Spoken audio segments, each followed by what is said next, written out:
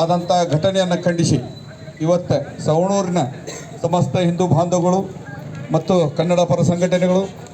ಮತ್ತು ಎಲ್ಲ ಸಂಘಟನೆಗಳ ಮುಖಾಂತರ ಈ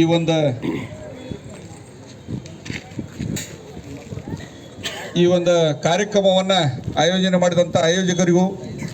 ಹಾಗೂ ಎಲ್ಲ ನಮ್ಮ ಕಾರ್ಯಕರ್ತರಿಗೂ ಇವತ್ತು ಹುಬ್ಬಳ್ಳಿಯಲ್ಲಾಯಿತು, ಮೊನ್ನೆ ಮೈಸೂರಿನಲ್ಲಾಯಿತು, ಇದೇ ಥರ ಘಟನೆಗಳು ನಡೀತಾ ಇದ್ದಾವೆ. ಅದಕ್ಕೆ ಕೂಡಲೇ ರಾಜ್ಯ ಸರ್ಕಾರ ಮತ್ತು ಕೇಂದ್ರ ಸರ್ಕಾರಗಳು ಇಂಥ ಕೃತ್ಯವನ್ನು ಮಾಡುವವರ ಅವರಿಗೆ ಯಾವುದೇ ಮುಲಾಜಿಲ್ಲದೆ ಗಲ್ಲಿಗೇರಿಸುವಂಥ ಶಿಕ್ಷೆಯನ್ನು ಒಂದು ಕಾನೂನಿನಲ್ಲಿ ತಿದ್ದುಪಡಿ ಮಾಡಬೇಕಂತೇಳಿ ನಾವು ಕರ್ನಾಟಕ ರಕ್ಷಣಾ ವೇದಿಕೆ ಮೂಲಕ